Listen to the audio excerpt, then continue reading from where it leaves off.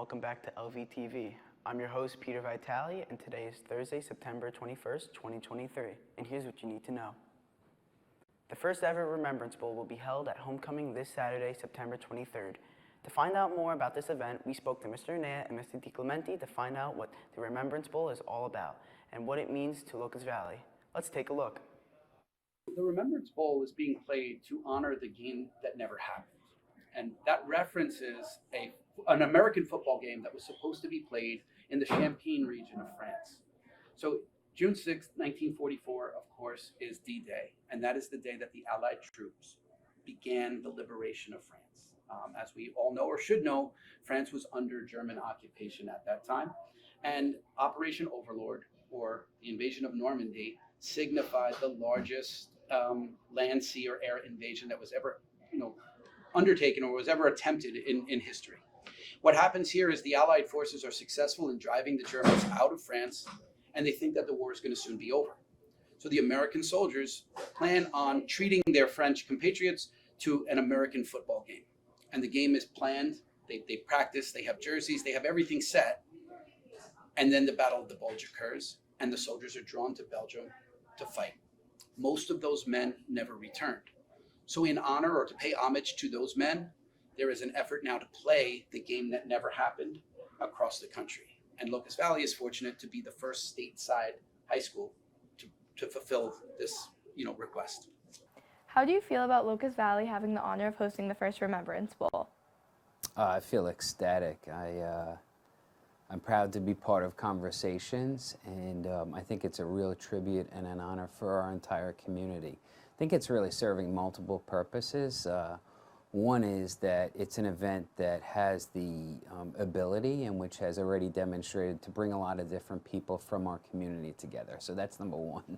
The second piece is that I feel like in all areas of life, we can always do more to honor service and civility and leadership and pride. And this event is helping to advance those qualities that we're always looking to enhance and to foster among people young and old.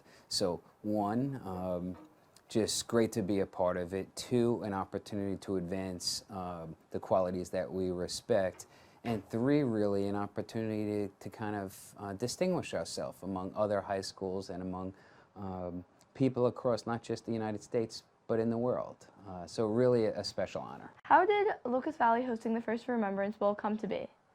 Yeah, it's really a great question. I think it's important to understand that many years ago we had a few people who connected, and it was community members, students and staff, and other representatives from the area who wanted to kind of build a relationship, and that centered around a group called Operation Democracy. So Operation Democracy reached out to the school, and there was a decision made to partner, and that partnership was the beginning of an ongoing relationship which resulted in a Flags for Freedom ceremony, and really just a relationship which led to teaching students about history, pride in America, the history behind wartime exchanges, and most important, the sacrifices that people make for the good of us all. So when we think about the beginnings of the remembrance planning, it really goes towards